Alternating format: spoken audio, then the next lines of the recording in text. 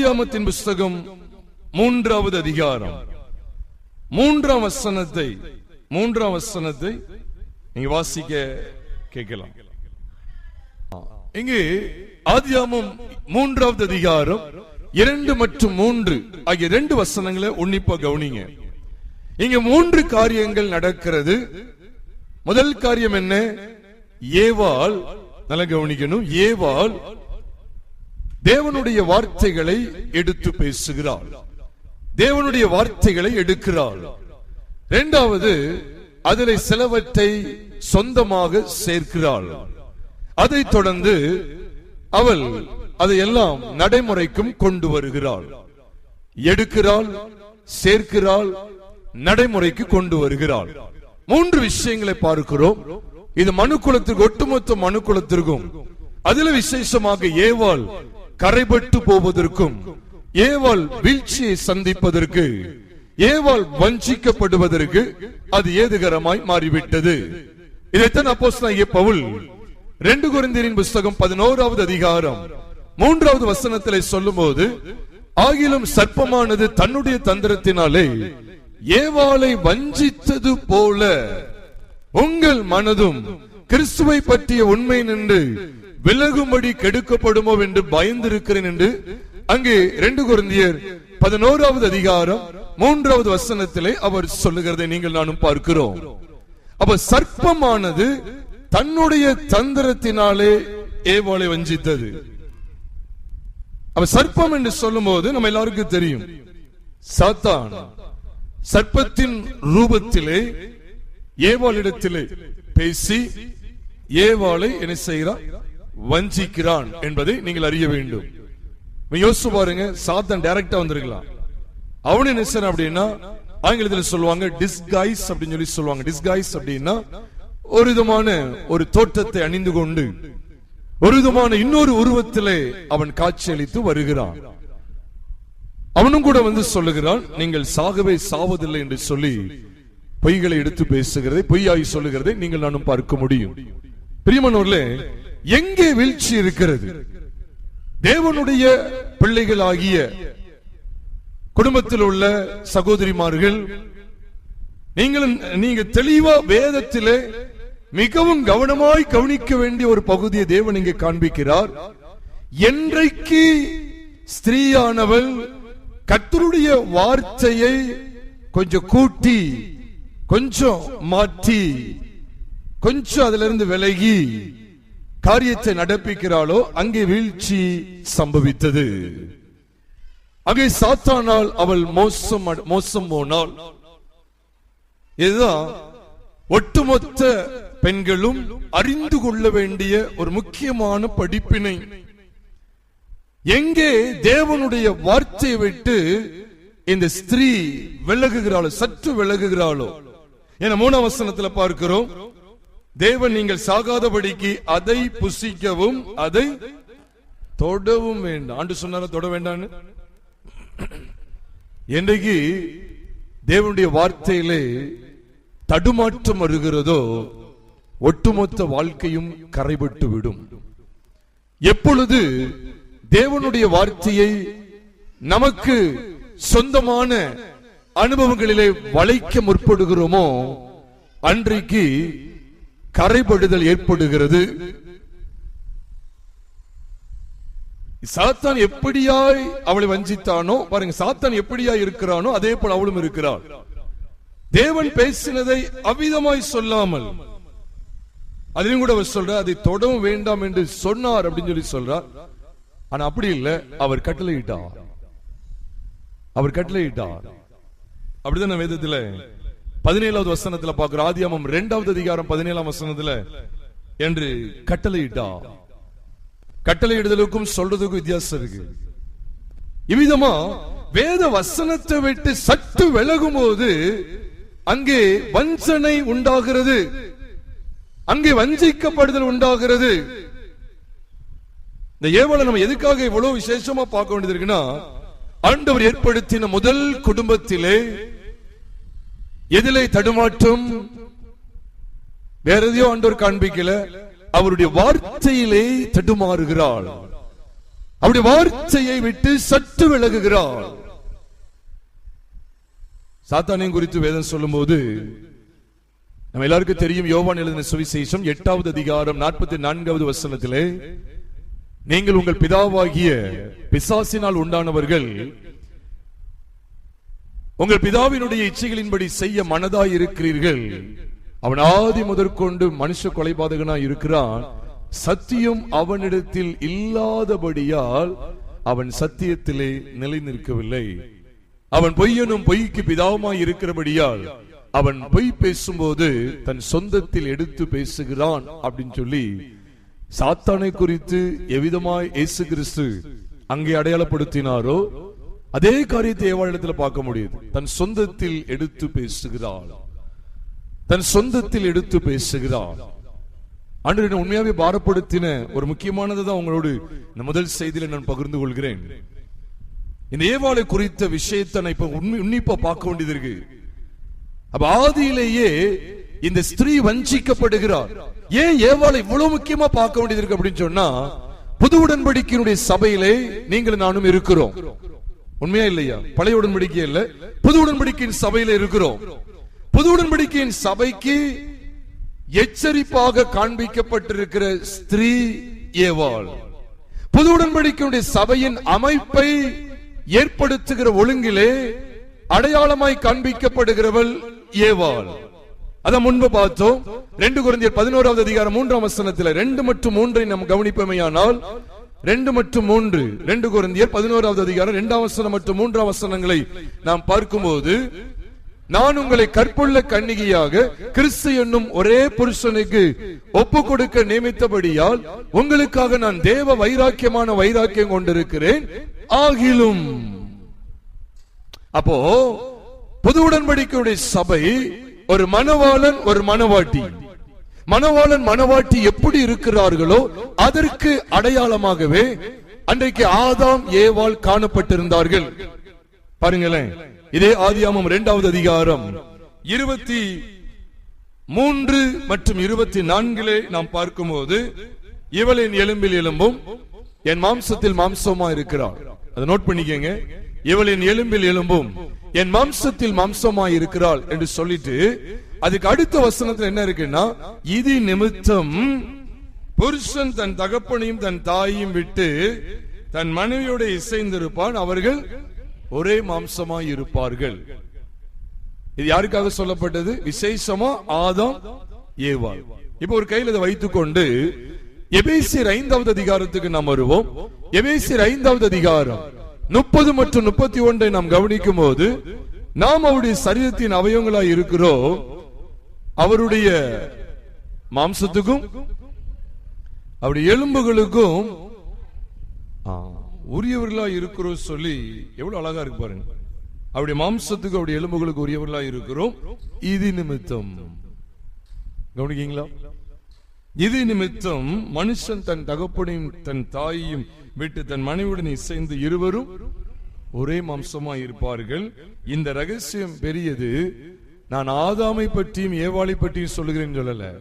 எப்படி சொல்றாரு? நான் கிறிஸ்துவை பற்றியும் சபையை பற்றியும் சொல்லுகிறேன். இதே காரியத்தை தான் ஆதியாகமம் 2:23-24 பார்த்தோம். இவள் என் எலும்பில் எலும்பும் என் மாம்சத்தில் மாம்சமானவள். அதை தொடர்ந்து என்ன வெளிச்சம் வருது? இது நிமித்தம் புருஷனானவன் தன் தகப்பனின் தாயும் விட்டு தன் மனைவியோடு சேர்ந்திருப்பான், அவர்கள் இருவரும் ஒரே மாம்சமாய் இருப்பார்கள். அதனாலதான் இந்த ஏவாள ஒரு புது உடன்படிக்கையின் சபைக்கு அடையாளமாகவே ஆண்டவர் காண்பிக்கிறார். ஏனென்றால் அங்கே இது நிமித்தம், அவ எது நிமித்தம்? அங்கே மாம்சத்துக்கும் எலும்புகளுக்கு உரியவள், ஆதாமுடைய மாம்சத்துக்கு எலும்புகளுக்கு உரியவள். அப்ப புதிய ஏற்பாடுல நாமும் நம்முடைய பிந்தின ஆதாமாகிய இயேசு கிறிஸ்துவினுடைய மாம்சத்துக்கும் எலும்புகளுக்கும் உரியவர்கள். அதனாலதான் ஏவாளை நம்ம உன்னிப்பா பார்க்க வேண்டியது இருக்கு. அப்ப கிட்டத்தட்ட சொல்ல போனா இந்த ஏவாளை தான் புதிய ஏற்பாட்டுல மணவாட்டியாகிய சபைக்கு அடையாளமாகவே ஆண்டவர் காண்பிக்கிறார். எவ்வளவு முக்கியமான பாத்திரம் பாருங்க. அதுதான் நம்ம தியானிக்க வேண்டியது இருக்கு. எங்க அடி விழுதுன்னு கேட்டா, இப்ப நம்ம பல காரியங்களை சொல்லுவோம். அவ ஆதாம விட்டுட்டு அங்க போனா, அப்புறம் இங்க நின்னா, பல காரியங்கள் சொல்லுவோம். ஏதாவது ஒரு காரியத்தில் நம்ம ஏதாவது ஒரு யோசிச்சுக்கிட்டு இருப்போம். ஆனா எழுதப்பட்டது நீங்க கவனிச்சீங்கன்னா, ஆதாம் பக்கத்துல இருந்தாரா அல்லது ஒரு 100 அடி தள்ளி இருந்தாரா, அதெல்லாம் நமக்கு தெரியாது. ஆனா எழுதப்பட்ட வார்த்தைகளை நாம் பார்க்கும்போது அவள் தேவனுடைய வார்த்தையை சற்று மீறி நடக்கிறாள். தேவனுடைய வார்த்தையை விட்டு சற்று விலகுகிறாள். அதுதான் சாத்தானுக்கு ஒரு பெரிய வாய்ப்பு, ஒரு பெரிய ஆப்பர்ச்சுனிட்டி. அவனுக்கு கிடைத்த ஒரு பெரிய வாய்ப்பு அதுதான். நீ குடும்ப ஸ்திரீகள் இடத்துல இன்னைக்கும் எல்லா இடத்திலும் அவன் தான் அவன் வகை தேடி சுற்றி திரிகிறான். நமக்கு தெரியும் 1 பேதுரு 5வது அதிகாரம் 7ஆம் வசனத்துல வாசிக்கும் போது, 8ஆம் வசனத்துல வாசிக்கும் போது, உங்கள் எதிராளியாகிய பிசாசானவன் கர்ச்சிக்கிற சிங்கம் போல எவனை விழுங்கலாமோ என்று என்ன செய்யறானா, வகை தேடி சுற்றி திரிகிறான். அவங்க ஏவாளையும் வகை தேடி கொண்டிருக்கிறான். ஏவாள் இடத்துல வகை தேடி கொண்டிருக்கிறான். எப்படி விழுங்கலாம், எப்படி வஞ்சிக்கலாம் சொல்லி வகை தேடி கொண்டிருக்கிறான். அப்ப ஏவாள் இடத்துல என்னதான் காணப்பட்டுச்சுன்னு கேட்டா, வேத வசனத்தை விட்டு சற்று விலகுகிறாள். வேத வசனத்தை பேசினால் சற்று விலகுகிறாள். இது முதல் செய்தியில உள்ளத்தில் உள்ள கொடுத்த பாரதி தான், வார்த்தை விட்டு விலகுகிற எந்த குடும்பமும் நிச்சயமாவே சாத்தானால் பிடிக்கப்பட்டு விடும். தேவனுடைய வார்த்தை அதைத்தான் அழுத்தம் கொடுக்கிறார். அவன் இந்த ஏவாளை புது உடன்படிக்கைக்கு அடையாளமாகவே காண்பிக்கிறார். புது உடன்படிக்கையின் சபைக்கு அடையாளமாகவே காண்பித்துக் கொடுக்கிறார். 2 கொரிந்தியர் 11வது அதிகாரத்திலே இன்னொரு இடத்துல கவனிப்போமானால், 1 தீமோத்தேயுவின் புஸ்தகம் 2வது அதிகாரம் அங்கே 12, 13, 14 ஆகிய வசனங்களை வாசிக்கும் போது, உபதேசம் பண்ணவும் புருஷன் மேல் அதிகாரம் செலுத்தவும் ஸ்திரீயானவளுக்கு நான் உத்தரவு கொடுக்கிறதில்லை, அவள் அமைதலாய் இருக்க வேண்டும். அதை தொடர்ந்து சொல்றாரு, எண்ணத்தினாலெனில் முதலாவது ஆதாம் உருவாக்கப்பட்டான், பின்பு ஏவாள் உருவாக்கப்பட்டாள். சொல்றாரு, ஆதாம் வஞ்சிக்கப்படவில்லை. அது எப்படி சொல்றாருன்னா, மேலும் சொல்லிதான் சொல்றாரு, ஆதாம் வஞ்சிக்கப்படவில்லை, ஸ்திரீயானவளை வஞ்சிக்கப்பட்டு மீறுதலுக்கு உட்பட்டாள் என்று அங்கே பேசுகிறார். அவ சபையினுடைய அமைப்பை ஏற்படுத்துகிற இடத்திலுமே அங்க யாரை கொண்டு வந்து காண்பிக்கிறாரு, ஏவாள் அங்க அடையாளப்படுத்துகிறார். எதுக்கு சொல்ல வர அப்படின்னா, சபையை எச்சரிக்கிற இடத்துல ஏவாள், சபையினுடைய அமைப்பை காண்பித்துக் கொடுக்கிற இடத்துல எப்படி சபை அமைக்கப்பட வேண்டும், எப்படி அமைக்கப்படக்கூடாது என்பதை காண்பித்துக் கொடுப்பதற்கும் அங்கு ஏவாள் முன்னிறுத்தப்படுகிறாள். அப்ப இந்த ஏவாளை நம்ம கவனிக்கும் போது, ஏதோ முதல் குடும்பத்திலே ஆதாமுக்கு ஏற்ற துணையாக கொடுக்கப்பட்ட ஒரு ஸ்திரீ என்பதை மாத்திரம் பார்த்து விடாமல், சபையாகிய நம்மை குறித்து தான் ஆண்டவர் பேசிக் கொண்டிருக்கிறார். எப்பொழுது கர்த்தருடைய சபை, கிறிஸ்துவோடு இணைக்கப்பட்ட கர்த்தருடைய சபை அவருடைய வார்த்தையை விட்டு சற்று விலகுகிறதோ, அப்பொழுது அது சோதனை என்னும் கண்ணியில் அகப்பட்டுக் கொள்கிறது. இதனை உன்னிப்பாய் கவனிக்க வேண்டும். இதைத்தான் வேதத்தில் பார்க்கும்போது நம்ம எல்லாரும் நன்கு அறிந்த பகுதியினால நான் கொஞ்சம் துரிதமாய் போகிறேன். ஆதியாகமம் 3வது அதிகாரம் 6ஆம் வசனத்தில் பார்க்கிறோம், அப்பொழுது ஸ்திரீயானவள் அந்த விருட்சம் புசிப்புக்கு நல்லதும் பார்வைக்கு இன்பமும் புத்தியை தெளிவிக்கிறதற்கு இச்சிக்கப்படத்தக்க விருட்சமாய் இருக்கிறது என்று கண்டு அதன் கனியை பறித்து புசித்து தன் புருஷனுக்கு கொடுத்தால் அவனும் புசித்தான் என்று எழுதியிருக்கிறது. அவள் புசிக்கும் போது என்ன இல்ல, அவங்க நிர்வாணிகள் அப்படிங்கிறது காணப்படல, கண்கள் திறக்கப்படல. ஆனா எப்பொழுது ஆதாம் புசிக்கிறானோ அப்பொழுது என்னது, கண்கள், இருவருடைய கண்களும் திறக்கப்பட்டது என்று அங்கு எழுதுகிறார். அப்ப ஸ்ரீ மூலமாய் சத்துருவானவன் எவ்விதமாய் ஒட்டுமொத்த குடும்பத்தையும் கவிழ்த்து போடுகிறான் என்பதை தேவனுடைய வேதம் காண்பிக்கிறது, தேவனுடைய வேதம் எச்சரிக்கிறது. அப்ப ஸ்திரீயானவர்கள், சகோதரிமார்கள் கர்த்தருக்குள்ளாக எவ்வளவாய் நிலைத்திருக்க வேண்டும். இப்ப ஏவாள் கர்த்தருடைய வசனத்தை பேசவில்லை என்ற அர்த்தம் அல்ல, அவள் கர்த்தருடைய வார்த்தையை பேசினாள். சற்று கொஞ்சம் வளைஞ்சி நெளிஞ்சி தன்னுடைய சொந்தத்தையும் சேர்த்து, அதான் சொல்லப்பட்டிருக்கு, சத்தியம் அவனிடத்தில் இல்லாதபடியால் அவன் சத்தியத்திலே நிலை நிற்கவில்லை, அவன் பொய்யனும் பொய்க்கு பிதாவுமாய் இருக்கிறபடியால் அவன் பொய் பேசும்போது தன் சொந்தத்தில் எடுத்து பேசுகிறான். ஏவாளும் தன்னுடைய சொந்தத்தில் எடுத்து தேவனுடைய வார்த்தை எடுக்கிறாள், தன் சொந்தத்துல கொஞ்சம் எடுக்கிறாள், ரெண்டையும் மிக்ஸ் பண்ணுகிறாள், அங்கே அபியாசப்படுத்துகிறாள். இதுதான் வீழ்ச்சி. இங்கேதான் வீழ்ச்சி ஆரம்பிக்கிறது. வேத வார்த்தைகளிலே நிலை நிற்க வேண்டும். கர்த்தருடைய சபை, தேவனுடைய பிள்ளைகளாகிய நாம் ஒவ்வொருவருமே கர்த்தருடைய வார்த்தையிலே நிலை நிற்க வேண்டும். இந்த வார்த்தை யார்? ஆதியிலே வார்த்தை இருந்தது, அந்த வார்த்தை தேவனிடத்தில் இருந்தது, அந்த வார்த்தை தேவனாய் இருந்தது என்று யோவான் 1 அதிகாரம் 1 வசனத்திலே வாசிக்கிறோமே. அந்த வார்த்தை கர்த்தராகிய இயேசு கிறிஸ்து. பாருங்க, 6 வசனத்திலே பார்க்கிறோம். ஆதியாகமம் 3:6 அப்ப 3 விதமான இச்சைகள் இருக்கு. அநேகர் கூட அந்த செய்திகளை விதமாய் கேட்டிருக்கலாம். மாம்சத்தின் இச்சை, கண்களின் இச்சை, ஜீவனத்தின் பெருமை.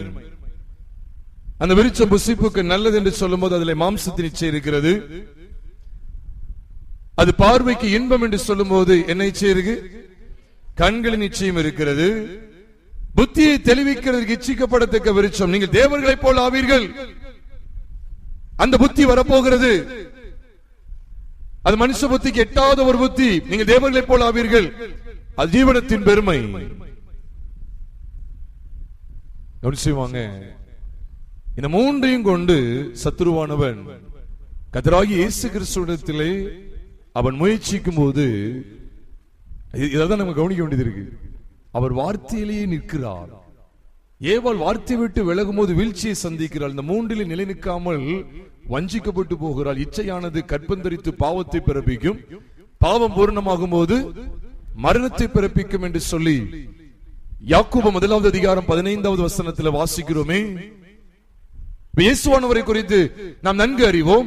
மத்திய எழுதின சுவிசேஷம் 4, லூக்கா எழுதின சுவிசேஷம் 4, மத்தேயு 4, லூக்கா 4 வாசிக்கும் போது இயேசுவானவர் 3 விதமாய் 3 காரியங்களிலே அவர் சோதிக்கப்பட்டார்.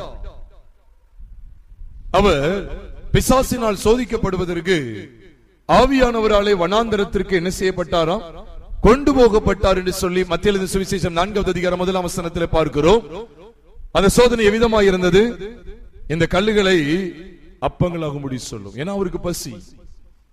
இந்த மாம்சத்திலே ஒரு விதமான ஆசையை திருப்தி செய்ய வேண்டியது இருக்கிறது. அதை கொண்டு வருகிறான். ஆண்டு எதுல நின்றார் தெரியுமா?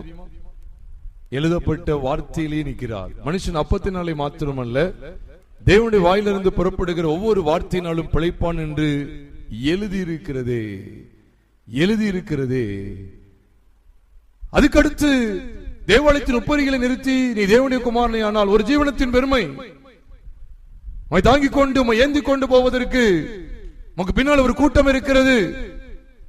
தேவனை பரிசை பாரும், பரிசை பாரும், நீ யார் என்று காண்பியும். அப்பொழுது அவர் சொல்றார், உன் தேவனாகிய கர்த்தரை பரிசை பாராதிருப்பாயாக என்று எழுதியிருக்கிறது அப்படின்னு சொல்றார். 3வது, உயர்ந்த மலையின் மேல் அவரை நிறுத்தி உலகத்தின் ராஜ்யங்களையும் உலகத்தின் சகல ராஜ்யங்களையும் அவர்களுடைய மகிமையும் அவருக்கு ஒரு நிமிஷத்திலே காண்பித்து லூக்கா எழுதின சுவிசேஷத்தில் வாசிக்கிறோம். லூக்கா 4 அதிகாரத்தில் அவருக்கு ஒரு நிமிஷத்திலே காண்பித்து என்று சொல்லப்பட்டிருக்கிறது. அப்பவும் என்னதான் சொல்றாரு? சத்தமா சொல்லுங்க. அப்பவும் என்னதான் சொல்றாரு? தேவனாகிய கர்த்தர் ஒருவருக்கு என்ன செய்? ஆராதனை செய்வாயாக. அவரையே பணிந்து கொண்டு அவர் ஒருவருக்கு நீ ஆராதனை செய்வாயாக என்று எழுதியிருக்கிறது.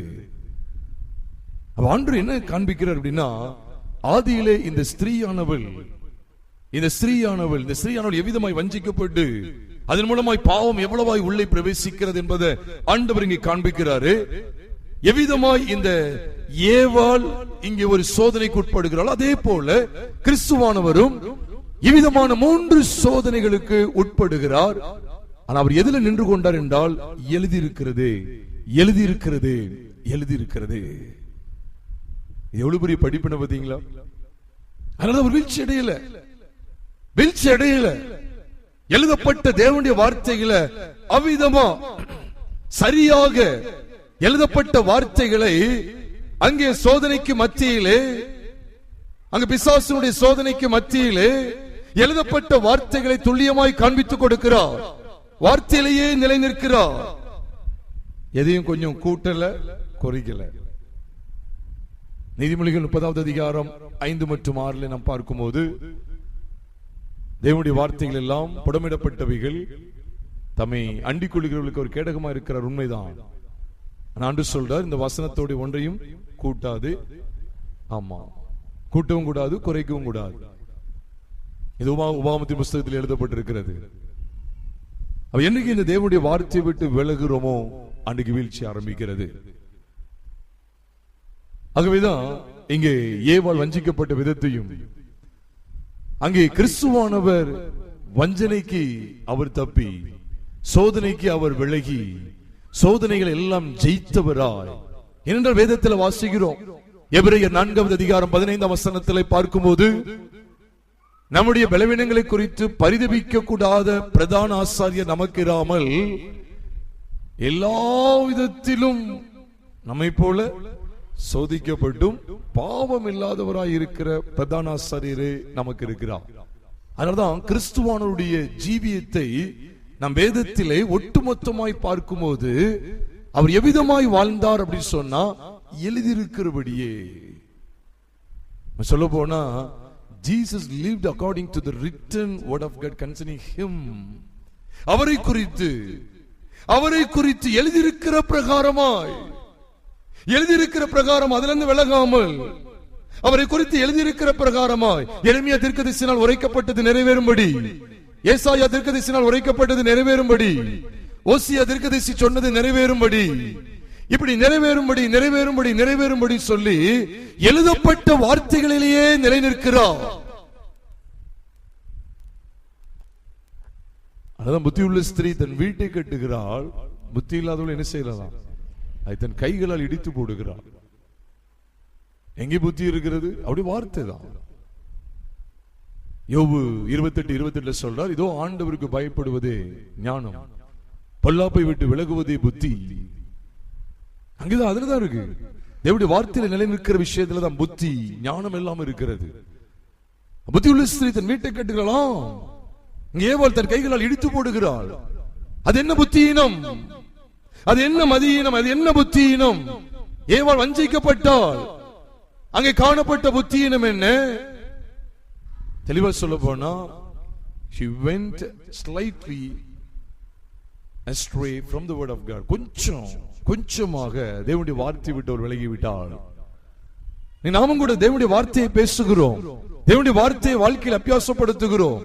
அவளும் சோதனைக்கு மத்தியிலே அவன் ஒரு கேள்வி கேட்கிறான், தேவன் இப்படி சொன்னது உண்டோ அப்படின்னு சொல்லி கேட்கும் போது, சாத்தான் பொதுவா எந்த ரூபத்துல வந்தாலும் சரி அவன் எப்படிதான் வருவான் அப்படின்னா, எந்த ரூபத்துல வந்தாலும் சரி அவன் எப்படிதான் வருவான் அப்படின்னு கேட்டா, தேவனுடைய வார்த்தைகளை சந்தேகப்படுத்தும்படியாய், தேவனுடைய வார்த்தையை விட்டு, அதனுடைய சாரத்தை விட்டு, தேவனுடைய வார்த்தையின் வலிமையை விட்டு விலக்கும்படிதான் அவன் வருகிறான். அதுதான் இந்த பிகினிங்ல ஆரம்பத்திலே ஆண்டவர் காண்பிக்கிறார். பிரியமானவர்களே, எவ்வளவாய் கிறிஸ்துவோடு இணைந்திருக்கக்கூடிய சபை, எவ்வளவாய் கிறிஸ்துவோடு இணைந்திருக்க வேண்டிய. ஏன்னா நீங்க அப்படியே பாருங்க, ஆதியாகமத்தின் புஸ்தகம் 2வது அதிகாரம் கடைசி பகுதியில மணவாளனோடு இணைக்கப்பட்ட இடத்துல ஏவாள் இருக்கிறாள். இணைக்கப்பட்ட இடம், ரெண்டு பேரும் ஒரே வம்சமாய் இருப்பார்கள். இதே காரியத்தை தான் எபேசியர்ல கொண்டு வருகிறார். கிறிஸ்துவுக்கும் மணவாட்டியாகிய சபைக்கும். பெண்கள் கூடுகை இருக்கிறனால நீங்க இவ்விதமாவும் எடுக்க வேண்டியது இருக்கு, கண்டிப்பா எடுக்கணும். ஏன்னா ஏவாள் இந்த குடும்பத்தில் உள்ள ஸ்திரீ மணவாளனாகிய கிறிஸ்துவை பற்றி கொண்டிருந்தால் இவ்வளவு தூரம் என்ன செய்யாது, விபரீதங்களை சந்தித்திருக்க வாய்ப்பில்லை. என்றைக்கு வீழ்ச்சி ஆரம்பிக்கிறது, என்றைக்கு வஞ்சனை தொடங்குகிறது? தேவனுடைய வார்த்தையிலே மாற்றத்தை உண்டாக்கும் போது, தேவனுடைய வார்த்தையை நாம் மாற்றும் போது, தேவனுடைய வார்த்தையை விட்டு நாம் விலகும் போது. ஆகவேதான் அங்கே கொரிந்தி சபைக்கு காண்பிக்கப்படுகிற முகாந்திரத்தை கவனிங்க. 2 கொரிந்தியர் 11வது அதிகாரம் 2ஆம் வசனத்திலே, கிறிஸ்து ஒரே புருஷன், ஏவாள் அதாவது கன்னிகை என்பது சபை, இது ரெண்டையும் காண்பித்து கொடுத்துட்டு பிற்பாடு என்ன சொல்றாரு, கிறிஸ்துவை பற்றிய உண்மை நின்று உங்கள் மனதும் கெடுக்கப்படும் என்று பயந்திருக்கிறேன் சொல்றாரு. எப்படி எனில், இதைதான் நம்ம கவனிக்க வேண்டியது இருக்கு. அந்த வஞ்சனை எப்படி இருக்கும் அப்படின்னா, இங்க எப்படி இருந்துச்சு? வார்த்தையை விட்டு விலகி சோரம் போயிட்டா, வார்த்தையை விட்டு விலகி கெட்டு போயிட்டாங்க. அங்க எப்படி இருந்துச்சு? எப்படி எனில், இப்ப கொரிந்து சபைக்கு வாங்க. 2 கொரிந்தியர் புத்தகம் 11வது அதிகாரம் 3ஆம் வசனத்தில் ஏவாள் வஞ்சிக்கப்பட்டது போல நாமும் வஞ்சிக்கப்படக்கூடாது என்கிற அதிக ஒரு எச்சரிப்பான வார்த்தையை நாம் பார்க்க நேரிடுகிறது. அதை தொடர்ந்து அந்த வஞ்சனை எப்படி இருக்கும் என்று சொல்லுகிறார். 4ஆம் வசனத்தை ஒருவர் வாசிக்க கேட்கலாம். அவர் விளக்கம் கொடுக்கிறார். எப்படி எனில், உங்களிடத்திற்கு வருகிறவன் நாங்கள் பிரசங்கியாத, அப்ப இது வார்த்தையில தான் இருக்கு விஷயம், வார்த்தையில தான் விஷயம் இருக்கு. நாங்கள் பிரசங்கியாத வேறொரு இயேசுவை பிரசங்கித்தான். ஆனால் இதுலதான் நம்ம அடையாளம் கண்டு கொண்டோம்னா வார்த்தையில நிலை நிற்கலாம். வேறொரு இயேசுவை பிரசங்கித்தான். ஆனால் முதல்ல எதுல ஆரம்பிக்கிறார்? இந்த வீழ்ச்சி எப்படிதான் வரும் சொல்லி கொடுக்கிறார்னா, உண்மைதான், வார்த்தை விட்டு விலகிறது, வார்த்தையாகிய கிறிஸ்துவை விட்டு விலகிறது. அது என்ன? வேறொரு இயேசு, another Jesus. இப்படிதான் நிறைய பேர் வாழ பழகிட்டாங்க. நம்ம எப்படியும் வாழலாம் சொல்லி. நடந்த ஒரு உண்மையான சம்பவத்தை சொல்றேன். முந்தான நாள் நடந்தது. நான் சொன்னா நீங்க ரொம்ப ஷாக் ஆயிருவீங்கன்னு நினைக்கிறேன். ஒரு சகோதரர்கிட்ட பேசிட்டு இருக்கேன். அவரும் ஒரு ஆவிக்குரிய சபை அப்படின்னு சொல்லுகிற ஒரு கெட்டு போன ஒரு திருச்சபைக்கு போய் கொண்டிருக்கிறார். அங்க என்னெல்லாம் உண்டு அப்படின்னா, வாலிப பிள்ளைகள் இஷ்டத்துக்கு அலையலாம், போதகருடைய வாக்கியங்கள், லிப்ஸ்டிக் போடலாம், கண்மை எல்லாம் மேக்கப் போட்டு பயங்கர ஆடம்பரமா சுத்தலாம். ஏன்னா இந்த வயசுல அனுபவிக்காம நீ எப்ப அனுபவிப்பேன்னு சொல்லி போதகர் கேட்டு இளம் தலைமுறையை பாவத்துக்குள்ளே, கரைபடுதலுக்குள்ளே தள்ளி விடுகிறார்கள். அங்கே போகிற ஒருவர் ரொம்ப நாள பழக்கம். அவரிடத்தில் சில காரியங்களை பேசும்போது அவர் சொல்லுகிறார், அப்படி சொன்ன விபச்சாரம் செய்து கொண்டே ஒரு மனுஷன் தேவனுடைய ராஜ்யத்துக்குள்ளே போக முடியாது. அவர் சொன்னார், போகலாம் அப்படின்னு சொன்னார். நிச்சயமா நான் சொன்னேன், போகலாம், அவன் மனம் திரும்பி வரும்போது போகலாம். எவ்வளவு பெரிய பாவியா இருந்தாலும் கர்த்தராகிய இயேசு கிறிஸ்துவின் விலையேறப்பெற்ற இரத்தத்தினாலே கழுவப்படுகிற நிச்சயத்துக்குள்ளே வரும்போது, நிச்சயத்துக்குள்ளே வந்து பரிசுத்தமாக்கப்பட்டு பரிசுத்த வாழ்க்கையை தழுவியவாறு நிச்சயமாக நித்திய ஜீவனை சுதந்திரிக்கலாம், பரலோகத்துக்கு போகலாம். ஆனால் உபச்சாரம் செய்து கொண்டே அவன் மரிப்பானால் அவன் நிச்சயமாக பரலோகத்துக்கு போக முடியாது. அவருக்கு சில வசனங்களையும் சொன்னேன். பரிசுத்தம் இல்லாமல் ஒருவனும் கர்த்தரை தரிசிப்பதில்லையே, இருதயத்தில் சுத்தமுள்ளவர்கள் பாக்கியவான்கள், அவர்கள் தேவனை தரிசிப்பார்கள் அப்படிலாம் வசனத்தை சொல்லி அப்படி பேசும்போது அவர் சொல்றாரு, கிடையவே கிடையாதுன்னு சொல்றாரு. நூதனமான உபதேசத்தை பாருங்க. என்ன சொல்ற தெரியுமா? திரும்ப திரும்ப எவ்வளவு நாள் பாவம் செய்யலாம், அவர் அங்க பரலத்துக்கு கொண்டு போயிருவார் அப்படின்னு. எங்க படிச்சாங்க? எவ்வளவு கள்ள உபதேசம். ஆனா ஜாக்கிரதையா இருங்க. வேறொரு இயேசு இங்க அழுத்தமாய் காண்பிக்கிறார். எப்படி எனில், ஏவாளிடத்தில் அவன் வர்றான், வேறொரு இயேசு. இதுலதான் பயங்கரமான வஞ்சனை. குடும்ப ஸ்திரீகள், குடும்பத்திலே இருக்கக்கூடிய சகோதரிமார்கள் எவ்வளவு கவனமா இருக்கணும் அப்படின்னா, இயேசுவ போலதான் இருக்கு, ஆனா அது வேறொரு இயேசு. இயேசுவை பத்தி தான் சொல்றாங்க, ஆனா எப்படியும் வாழலாம், ஏசப்பா உன்னை கண்டுக்கிடவே மாட்டாரு அப்படின்னு சொல்லி கொடுக்கிற நூதனமான உபதேசம். அப்படின்னு பேசி பார்க்க அவர் பயங்கரமா சொல்றாரு. நான் குற்றப்படுத்துறேன் நினைக்காதீங்க, இதுதான் இன்னைக்கு இயல்பு. பெரும்பாலான இடங்கள் சோரம் போய் கொண்டிருக்கிறது. அவர் என்ன சொல்றாருன்னா, எப்படி வாழலாங்க, அதனால ஒரு தவறு கிடையாது அப்படின்னா. நான் கேட்கிறேன், வேதத்துல கொரிந்து சபை கர்த்தராகிய இயேசு கிறிஸ்துவின் இரத்தத்தினால மீட்கப்பட்டாயிச்சு. அப்ப அதற்கு இனிமே என்ன பரிசுத்தம் தேவை? விட்டுற வேண்டியதானே. எவ்விதமாய் நடக்க வேண்டும், எவ்விதமாய் நடக்க கூடாது என்று சொல்லி கொரிந்து சபைக்கு எவ்வளவு தேவ வார்த்தைகள் வெளிப்பட்டுக்கிட்டே இருக்கு பாருங்க. அகற்ற வேண்டிய புளித்தமாவை குறித்து பேசிக்கொண்டே இருக்கிறார். அகற்ற வேண்டிய பொறாமை, பிரிவினை யாரிடத்துல? கர்த்தராகிய இயேசு கிறிஸ்துவின் இரத்தத்தினால கழுவப்பட்டு நீதிமான்கள் என்கிற சிறந்த அந்தஸ்தை பெற்றிருக்கிற கொரிந்து சபைக்கு தான் பேசுறாரு. கசப்பை விட்டுவிடு, பிரிவினையை விட்டுவிடு, வாக்குவாதம் வேண்டாம், எல்லாம் பேசிக்கிட்டே இருக்காரு. மாம்சத்துக்குரியவளா இருக்கக்கூடாது, அப்படி விட்டுற வேண்டியதானே. எப்படி வாழ்ந்தீங்க, நீ பரலோகத்துக்கு வந்துருவே அப்படின்னு சொல்லி போயிட வேண்டியதானே. எபேசு சபை குறித்து தெரியும். முதல் 3 அதிகாரங்களிலே கிறிஸ்துவுக்குள் இருக்கக்கூடிய சபையினுடைய உறவை குறித்து அவர் பேசுகிறார்.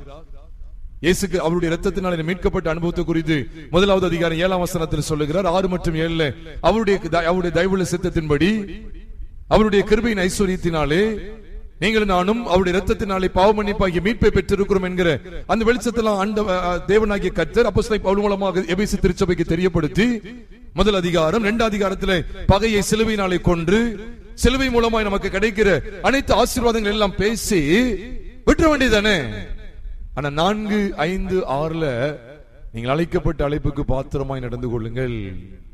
4வது அதிகாரத்தில் சொல்லிட்டே வர்றாரு, நீங்க வளர வேண்டும், கிறிஸ்துவின் நிறைவான வளர்ச்சிக்கு தக்கதாக பூர்ண புருஷராக வேண்டும், பொய்களை களைந்து அவனவன் பிறனுடனே மெய்யை பேச கடவன், நீங்கள் திருடக்கூடாது, பொய் சொல்லாதிருங்கள், பிசாசுக்கு இடம் கொடாமலும் இருங்கள், சகலவிதமான தூஷணம், கூக்குரல், மூர்க்கம், கசப்பு இவைகள் எல்லாம் உங்களை விட்டு நீங்க கடவது.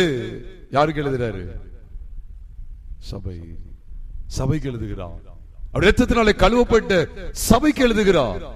கொலைசு சபையும் பாருங்க, கொலைசில் இருந்த சபைக்கும் 1 அதிகாரம் 2 அதிகாரத்துல விசுவாசத்தின் மூலமாய் நாம் நீதிமானாக்கப்பட்ட அந்த மேலான ஸ்லாக்கியத்தை காண்பித்து கொடுத்துட்டு பிற்பாடு 3வது அதிகாரம் 4வது அதிகாரத்தை வாசித்தா எப்படி இருக்க வேண்டும் எப்படி இருக்க கூடாதுன்னு சொல்றாரு. 3வது அதிகாரம் 5ஆம் வசனத்தை நாம் பார்க்கும்போது துரிச்சை, மோகம், விபச்சாரம் ஆகிய இவைகளை உண்டு பண்ணுகிற உங்கள் சரீர அவயவங்களை அழித்து போடுங்கன்னு சொல்றாரு. ஏன் நீ எஜிக்கப்பட்டாச்சுல நீ எப்படி இருந்துக்க, நீ எப்படி வாழ்ந்துரு அப்படின்னு சொன்னாரா? இதுதான் வேறொரு இயேசு. தயவுசெய்து சொல்றேன், அடையாளம் கண்டுகொள்ளுங்க. ஏவாள் வஞ்சிக்கப்பட்ட காரியங்களை புதிய உடன்படிக்கையின் சபைக்கு எடுத்து காண்பிக்கிற இடத்துல அவன் எப்படி வஞ்சிப்பாங்கிறத அழகா காண்பிக்கிறார். எப்படி எனில் இத சில உதாரணம் சொல்றேன். ஏமா நீ கணவனை எவ்வளவு ஏத்து பேசினாலும் அதை பத்தி பிரச்சனை இல்ல. ஏன்னா இன்னைக்கு உள்ள சமுதாயத்துல பெண்களும் ஆண்களும் சரிக்கு சமம் அப்படின்னு இருக்கு அப்படின்னு சொல்லி ஒரு விதமான நூதனமான கொள்கையை வீட்டுக்குள்ள கொண்டு வந்துருவான். பாரு யூடியூப்ல எத்தனை பெண்கள் பயங்கரமா செய்தி கொடுத்து ஊன்னு கத்திட்டு சபையை நடத்தி கொண்டிருக்கிறார்கள். நீயும் அதே போல மைக்க பிடிக்கலாமே. எவ்வளவு ஒரு நூதனமானது பாருங்க. உபதேசம் பண்ணவும் புருஷன் மேல் அதிகாரம் செலுத்தவும் ஸ்திரீயானவளுக்கு நான் உத்தரவு கொடுக்கிறது இல்லை, அவள் அமைதலாய் இருக்க வேண்டும். எண்ணத்தினால் எனில் முதலாவது ஆதாம் உருவாக்கப்பட்டான், பின்பு ஏவள் உருவாக்கப்பட்டான். மேலும் ஆதாம் வஞ்சிக்கப்படவில்லை, ஸ்திரீயானவளை வஞ்சிக்கப்பட்டு மீறுதலுக்கு உட்பட்டாள். சபையினுடைய ஒழுங்கு ஒண்ணு இருக்கு, ஆனா வேறொரு இயேசு அங்கே காண்பிக்கப்படுகிறது. வேத வசனத்தை மீறி இன்னொன்று நம்ம கொண்டு வரும்போது கட்டாயமா வீழ்ச்சியை சந்திப்போம். அதனாலதான் அங்க எழுதுகிறார், உடனே அது பிசாசு அப்படின்னு இல்ல, இயேசு. ஆனா என்ன இயேசு? வேறொரு இயேசு. எப்படி எனில் உங்களிடத்தில் வருகிறவன் நாங்கள் பிரசங்கியாத வேறொரு இயேசுவை உங்களிடத்தில் பிரசங்கித்தானால். நான் உண்மையில ஆவியில் நடத்தப்பட்டு சொல்றேன், இந்த யூடியூப்ல கண்டதையும் பார்க்காதீங்க. கோயம்புத்தூர்ல உள்ள பெரிய ஊழியக்காரங்க, மதுரையில் உள்ள பெரிய ஊழியக்காரங்க, அப்புறம் சென்னையில் உள்ள பெரிய ஊழியக்காரங்க பேசுறாங்க, நீங்க அப்படி இப்படிலாம் சொல்லி யூடியூப்ல எல்லாத்தையும் உட்காந்து பார்த்துட்டு இருக்காங்க. நம்ம என்னன்னா இப்படிதான் நம்ம என்ன சொல்லுவோம் அப்படின்னா, இவ என்ன நீங்க வேதத்துல பாருங்க, வேறொரு இயேசு அந்த இடத்துல சொல்றாரு, அப்புறம் வேறொரு சுவிசேஷம், வேறொரு ஆவி அப்படின்னு பேசுறாரு. அது என்ன? நாங்கள் பிரசங்கியாத வேறொரு இயேசு. அப்ப இவர்கள் பிரசங்கித்த இயேசு யாரு? 1 கொரிந்தியரின் புஸ்தகம் 15வது அதிகாரம் 2 மற்றும் 3 ஆகிய வசனங்களை வாசிக்க கேட்கலாம். 1 கொரிந்தியர் 15வது அதிகாரம். நல்லா பாருங்க. நான் உங்களுக்கு பிரசங்கித்த பிரகாரமாய் நீங்கள் அதை கை கொண்டிருந்தால் அதனாலே நீங்கள் ரட்சிக்கப்படுவீர்கள், மற்றபடி உங்கள் விசுவாசம் விருதாவா இருக்குமே. அப்ப பாத்துக்கங்க, நானும் பைபிளை தூக்கிட்டு போறேன்னு சொல்லி என்னென்னமோ காரியங்கள் எல்லாம் செஞ்சுக்கிட்டு இருந்தா இல்ல.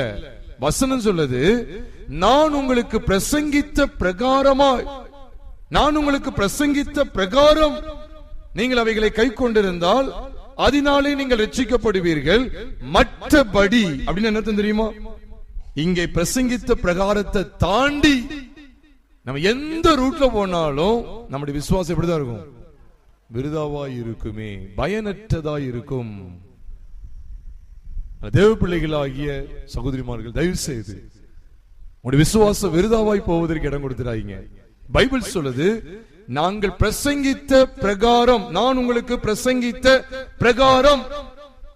என்ன பிரசங்கித்த பிரகாரம்? அதை தாண்டி வெளியே போயிடக்கூடாது. மற்றபடி உங்கள் விசுவாசம் விருதாதான். அப்படிதான் போட்டிருக்கு.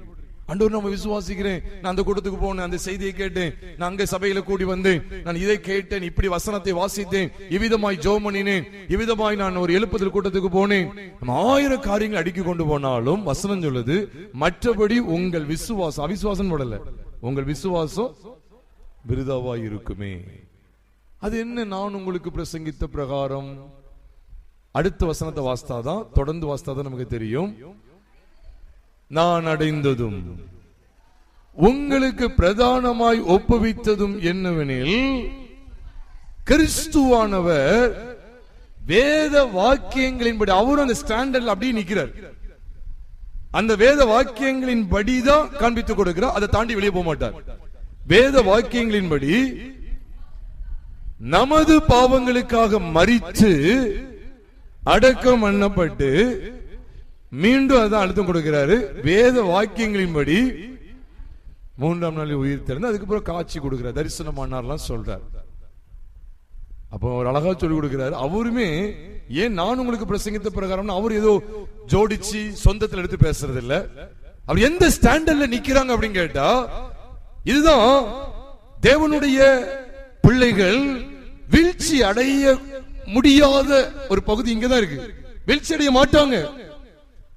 நான் உங்களுக்கு பிரசங்கித்த பிறகு என்ன? கிறிஸ்துவானவர் வேத வாக்கியங்களின்படி நமது பாவங்களுக்காக மரித்து. அவனை இந்த இடத்துல நான் நிற்கும் போது என்னுடைய எல்லா பாவங்களும் கிறிஸ்துடனே கூட என்ன செய்து விட்டது? செத்து விட்டது, மாண்டு விட்டது. இப்படி வரும்போது கிறிஸ்துவினுடையவர்கள் தங்கள் மாம்சத்தையும் அதன் ஆசை இச்சைகளையும் சிலுவையில் அறைந்திருக்கிறார். கிறிஸ்துடனே கூட சிலுவையில் அறையப்பட்டேன். அப்போ அந்த இடத்திற்குள்ளே அந்த கர்த்தராகிய இயேசு கிறிஸ்துவின் கல்வாரி சிலுவையோடு நான் என்னை இணைத்துக் கொள்ளும் போது, வீட்டுல எவ்வளவு பெரிய பூகம்பம் வந்தாலும் இந்த மாம்சம் எழும்பாது. நான் சீராய் நடக்க முடியும். நீ கணவன் ஏதாவது ஒண்ணு சொன்னா போதும், பொத்துட்டு கோவம் வந்துடும், பொத்துட்டு கோவம் வந்துடும். சகோதரிமார்கள் இருக்கிறதுனால அவங்கள ரொம்ப போட்டு உங்கள ரொம்ப நீங்க மோசமா இருக்கீங்க அப்படிங்கறத சொல்லல. நிறைய சூழ்நிலையில தடுமாற்றம் வந்துகிட்டே இருக்கு. எரிச்சல் வருகிறது, கோபம் வருகிறது. சில சூழ்நிலையில சகோதரிமார்களுடைய வீட்டை குறித்து கணவனார் ஏதாவது கொஞ்சம் குறைத்து மதிப்பிட்டு பேசிட்டு அவ்வளவுதான். ஆமா, உங்க வீடு பெரிய வீடு அப்படின்னு சொல்லிடுவாங்க. உங்க அம்மா பத்தி தெரியாது, உங்க அண்ணன் தங்கச்சி பத்தி தெரியாது அப்படின்னு போயிருவாங்க. நான் சொல்லும் பிரியமானவர்களே, இவ்விதமான பேச்சு, இவ்விதமான நடத்தை எல்லாம் கல்வாரி சிலுவையிலே மாண்டு விட்டது என்கிற வெளிச்சத்தை கிறிஸ்துவின் மரணம் நமக்கு தெள்ள தெளிவாக காண்பிக்கிறது. இதுதான் அப்போஸ்தலனாகிய பவுல் காண்பித்து கொடுத்த இயேசு. நான் உங்களுக்கு பிரசங்கித்த பிரகாரம். இந்த ஸ்டாண்டர்டோட வெளியே போகாதீங்க. அதுதான் சொன்னேன். இந்த யூடியூப்ல அதை பார்த்து இதை பார்த்து என்ன இன்னைக்கு என்னன்னா எல்லாருக்கும் என்ன தேவைன்னா, இந்த ஏதோ கடன் பிரச்சனை விடுதலை ஆகணும்னு நினைக்காங்க.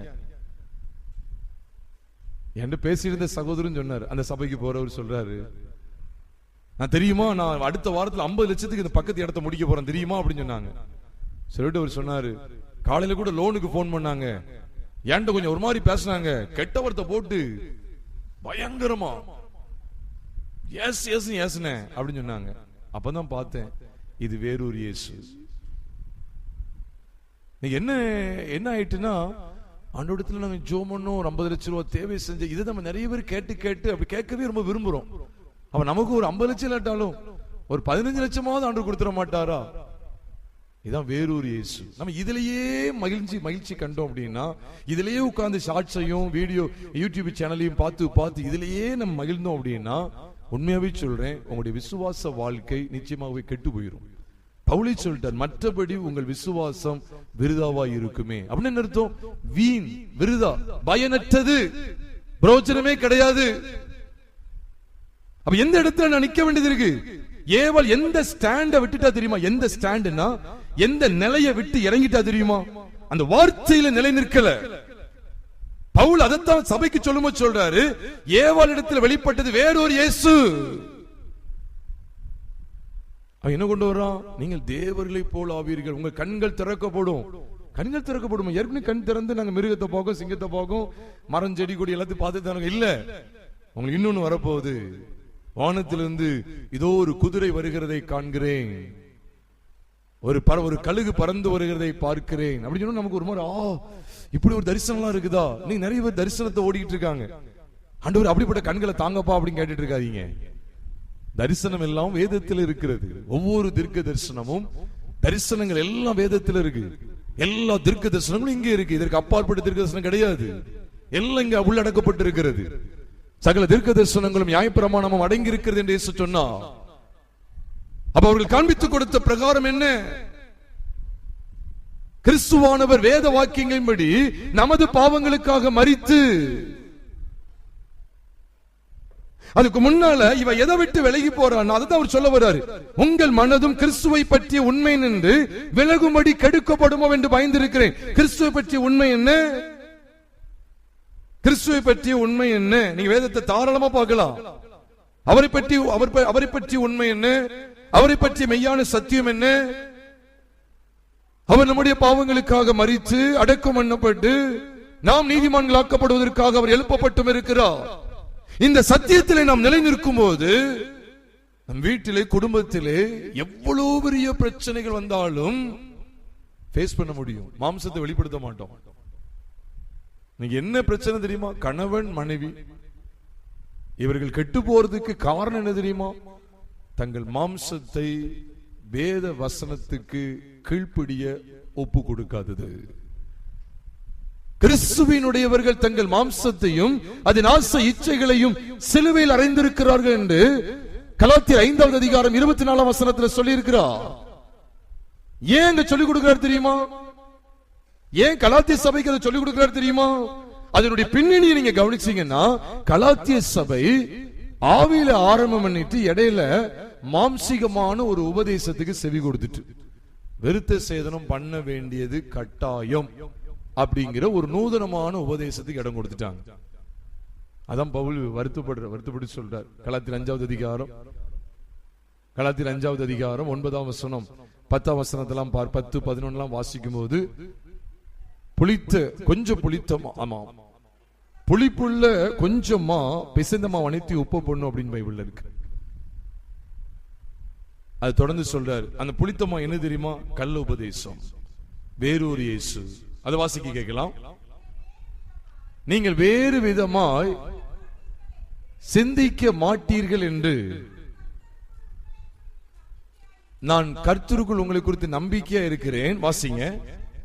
உங்களை கலக்குகிறவன் எப்படிப்பட்டவனாய் இருந்தாலும்,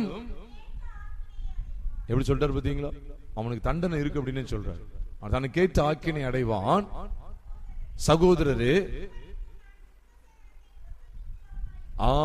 நான் இதுவரைக்கும் விருத்த சேதனத்தை பிசையாதிருந்தா, இதுவரைக்கும் நான் என்னத்திற்கு துன்பப்படுகிறேன்.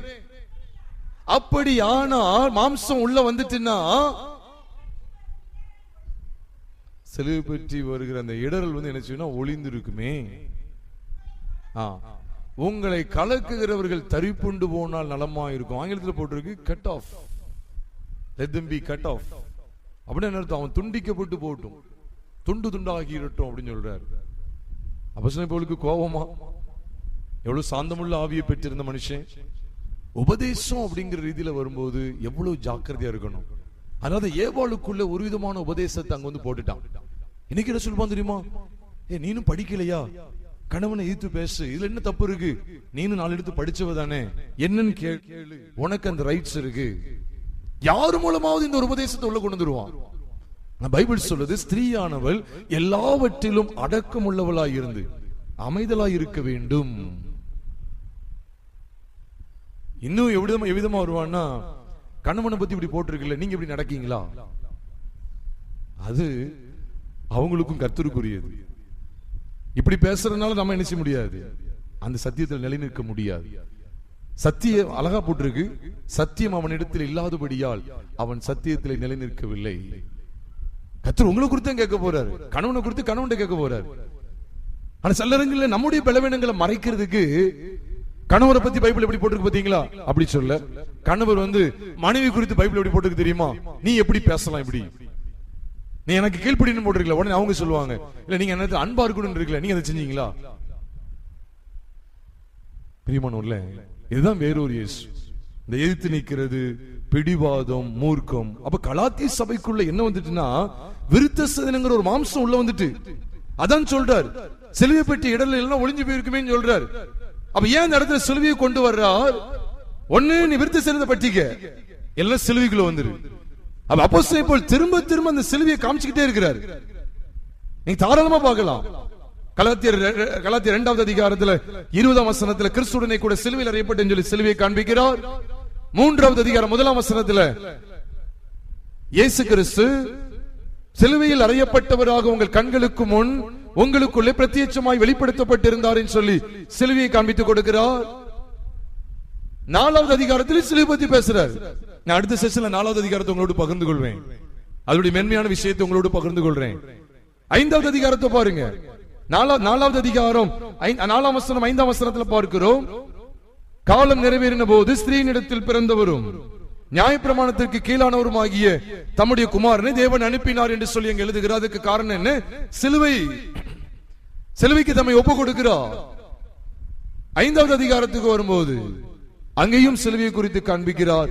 5வது அதிகாரம் துவக்கத்திலேயே ஆனபடியால் கிறிஸ்து நமக்கு உண்டாக்கின சுயாதீன நிலைமையிலே நாம் நிலை கொண்டிருக்க வேண்டும் என்று சொல்லி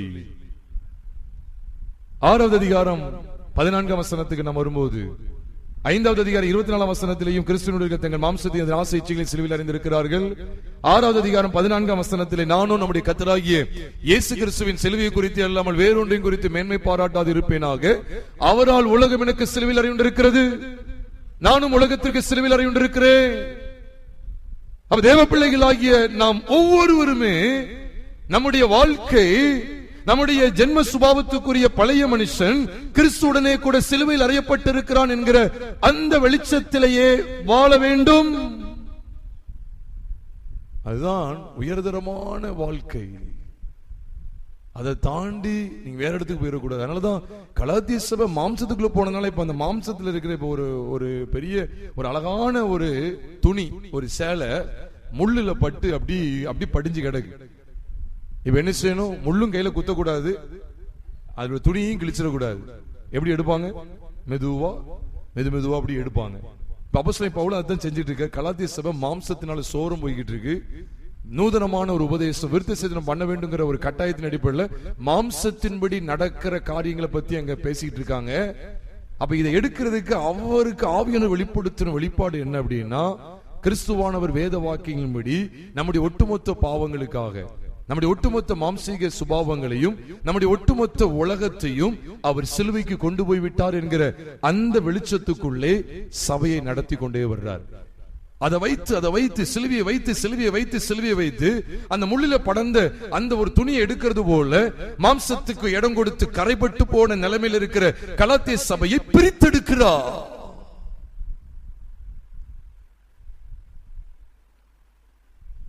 டாம்டின் போடுறது இல்லை, என்னுடைய மனைவி பெருமையை சொல்றேன்னு இல்லை, மனசாவப்படுவா. ஏதாவது ஒரு பேசிட்டோம் அப்படின்னா கொஞ்ச நேரம் ஒரு மாதிரி ஆனாலும் மனசாவப்படுவா. நானும் பலமுறை மன்னிப்பு கேட்டிருக்கேன். பலமுறை ஏதாவது சின்னதை பேசிட்டா, அம்மா வீட்டை பத்தி ஏதாவது பேசிட்டா, அவங்க இப்படி பேசல, ஏன் இப்படி பேசுறாங்க, மன்னிச்சுக்க. ஒருவருக்கு ஒரு விட்டு கொடுக்க. எங்க நான் இதை எல்லாம் கற்றுக்கொண்டேன் அப்படின்னா, சிலுவையிலே என்னை அடையாளப்படுத்தும் போதுதான், சிலுவையில் அறையப்பட்ட கிறிஸ்துவோடு என்னை இணைக்கும் போது இப்படிப்பட்ட அற்புதமான வெளிப்பாட்டை தேவன் தந்தார். அதற்காக நான் கர்த்தரை ஸ்தோத்திரிக்கிறேன். இதான் பவுல் திரும்ப திரும்ப சொல்றார். அவர் ஏவாள் வஞ்சிக்கப்பட்டது போல சபையும் வஞ்சிக்கப்படக்கூடாதுன்னா சபையானது வேறொரு இயேசுக்கு இடம் கொடுக்க கூடாது. வேறொரு இயேசுன்னு சொல்றீங்களே, வேறொரு இயேசுன்னு சொல்றீங்களே. உதாரணத்துக்கு ஒரு 10 ரூபா இருக்கு, கள்ளநோட்டு இதே மாதிரி இருக்குமா? 10 ரூபா இதே மாதிரி 10 ரூபா இருக்குமா? இல்லன்னா பச்சை கலர்ல இருக்குமா? இதேதான் இருக்க போகுது. வேறொரு இயேசு அப்படின்னு சொல்றதும் இதே மாதிரிதான், அந்த பைபிள் வசனம் அதே மாதிரிதான் இருக்கும், கொஞ்சம் வித்தியாசம். கள்ளநோட்டும் சைஸ்ல வித்தியாசம் இருக்குமா? இல்ல. காந்தி படத்துக்கு போய் நேரு படம் இருக்குமா? அதுவும் இருக்க போகுது, அதே காந்தி படம் தான் இருக்க போகுது. அச்சு அசல் அப்படியே தான் இருக்கும், எல்லாம் கிட்டத்தட்ட அப்படியே இருக்கும், சைஸ் எல்லாம் அப்படியே இருக்கும், கலர் எல்லாம். ஆனா ஒரு சின்ன வித்தியாசம் உள்ள பார்த்தா தெரியும், அது உற்று பார்த்தா தான் தெரியும். நம்மளும் வெளுத்ததெல்லாம் பாலு சொல்லி நூதனமான உபதேசத்துக்கு இடம் கொடுத்துட கூடாது. எப்பொழுதுமே கிறிஸ்துவின் சிலுவையோடு இணைக்கப்பட்ட அடையாளத்தை பெற்றிருக்க வேண்டும். எங்கேயோ இருந்து எங்கேயோ போயிட்டோம்னு நினைச்சிடாதீங்க. ஏவாளுடைய வீழ்ச்சியில அவ விழுந்து போனத புது உடன்படிக்கையின் சபைக்கு காண்பித்து கொடுத்துட்டு நாமும் விழுந்து விடக்கூடாது அப்படின்னா எதுல நிலை நிற்கணும் சொல்லி கொடுக்கிறாருன்னா, வேறொரு இயேசுவை புறக்கணிக்கணும், வேறொரு சுவிசேஷத்தை புறக்கணிக்கணும், வேறொரு ஆவியை புறக்கணிக்கணும். இன்னைக்கு வேறொரு சுவிசேஷம் இருக்கு. நான் சொன்னேனே, நம்ம இஷ்டத்துக்கு எவ்வளவு பாவம் செஞ்சாலும் பல்லது கொண்டு போயிடுவார் அப்படின்னு ஒரு சுவிசேஷம் இருக்கு. ஆனா உண்மையான சுவிசேஷம் என்ன? நாம் பாவிகளாய் இருக்கையில் கிறிஸ்து மரித்ததினாலே தேவன் நம்மேல் வைத்து தமது அன்பை விளங்க பண்ணுகிறார். இவ்விதமாய் கிறிஸ்துவை கண்டுகொண்டு ஏவாளுடைய வீழ்ச்சி எங்கதான் சரிப்படுத்த முடியும் சொல்லி கர்த்தருடைய வேதம் சொல்லுது, நான் உங்களுக்கு பிரசங்கித்த பிரகாரம். அதனாலதான் அப்போஸ்தலனாகிய பவுல் இந்த கடைசி 2 வசனத்தை மட்டும் சொல்லி நான் முடிக்க வாஞ்சிக்கிறேன்.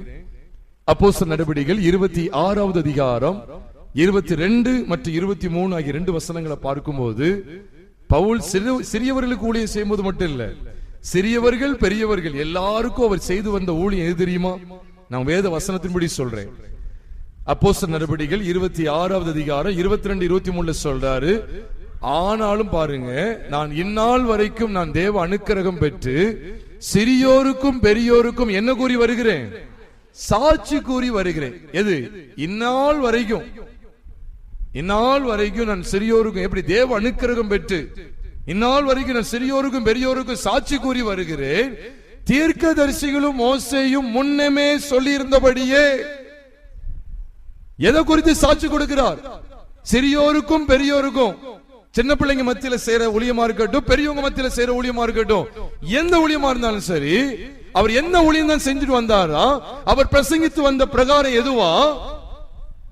தீர்க்கதரிசிகளும் மோசேயும் முன்னமே சொல்லி இருந்தபடியே கிறிஸ்து பாடுபட வேண்டியதென்றும் மரித்தோரின் உயிர்த்தெழுதலில் அவர் முதல்வராகி சுய ஜனங்களுக்கும் அந்நிய ஜனங்களுக்கும் ஒளியை வெளிப்படுத்துகிறவர் என்றும் சொல்லுகிறேனே அன்றி வேறு ஒன்றையும் சொல்லுகிறதில்லை. அதை சொல்லுகிறேனே அன்றி வேறு ஒன்றையும் சொல்லுகிறதில்லை. That is the standard of the apostle Paul அப்படின்னு சொல்லுவேன். அதுதான் அப்போஸ்தலனாகிய பவுலுடைய தரம். இந்நாள் வரைக்கும் வேற எந்த இடத்துக்குள்ளும் போகல. மோசேயின் தீர்க்கதரிசிகள் என்ன அர்த்தம்? தீர்க்கதரிசிகள் மோசேயின் என்ன அர்த்தம்? பழைய ஏற்பாட்டுல அந்த காலத்துல பவுல் பேசும்போது புதிய ஏற்பாடு இவ்வளவு பெரிய புத்தகம் புதிய ஏற்பாடு கிடையாது, அதுக்கப்புறம் தான் வந்துச்சு. அப்ப பழைய ஏற்பாடு ஒட்டுமொத்தமே எதுல அடங்கி இருக்கு தெரியுமா? மோசேயின் ஆகமங்களும் தீர்க்கதரிசன ஆகமங்களும். அதான் மோசேயின் ஆகமங்கள் நம்ம என்ன சொல்லுவோம்னா நியாயப்பிரமாணமும் தீர்க்கதரிசனங்களும். ஒட்டுமொத்த பழைய ஏற்பாடும் நியாயப்பிரமாணமும் தீர்க்கதரிசனங்களும். அததான் ஒட்டுமொத்தமா சேர்த்து சொல்றாரு. தீர்க்கதரிசிகளும் மோசேயும் முன்னமே சொல்லி இருந்தபடியே கிறிஸ்து பாடுபட வேண்டியதென்றும் அவர் மரித்தோரின் உயிர்த்தெழுதலில் முதல்வராகி. அப்ப என்ன அர்த்தம்? கிறிஸ்துவானவர் வேத வாக்கியங்களின்படி நமது பாவங்களுக்காக மரித்து அடக்கம் பண்ணப்பட்டு வேத வாக்கியங்களின்படி 3ஆம் நாள் உயிர்த்தெழுந்து அவர் மரித்தோரின் உயிர்த்தெழுதலில் முதல்வராகி சுயஜனங்கள் யூதர்கள் சுயஜனங்களுக்கும் அந்நிய ஜனங்களுக்கும், அது கிரேக்க நம்ம தான் புறஜாதிகள், ஒளியை வெளிப்படுத்துகிறவர் என்றும் சொல்லுகிறேனே அன்றி சொல்லுங்க வேறொன்றையும்.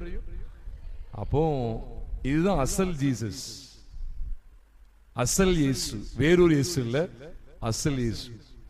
ஏவாளை போல நாமும் கெட்டு போயிடக்கூடாதுன்னா அசலான இயேசுவை பற்றிக்கொள் அப்படின்னு சொல்லி கொடுக்கிறார். அவர் எப்படி அறிந்து கொள்வது?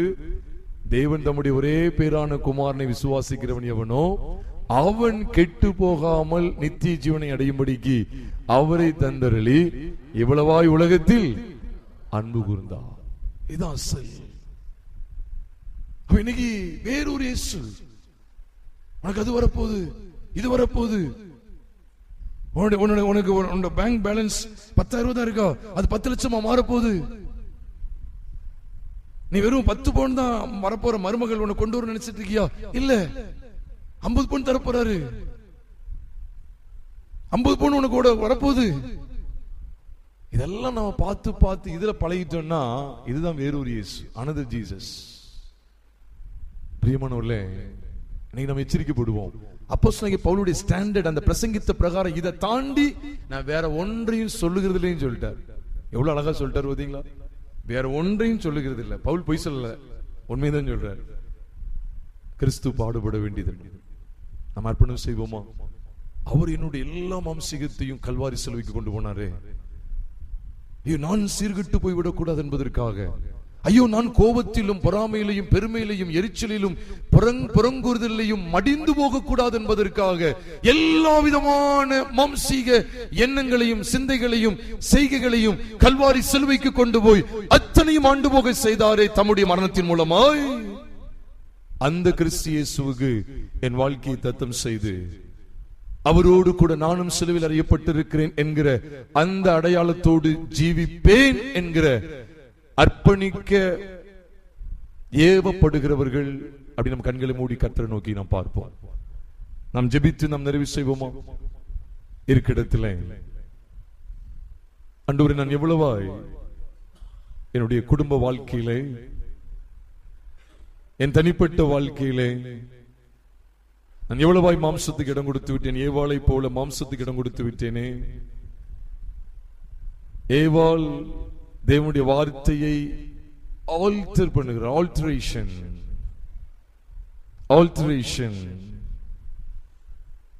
வார்த்தையை அவளுடைய சொந்தத்தை சேர்த்து அபியாசப்படுத்த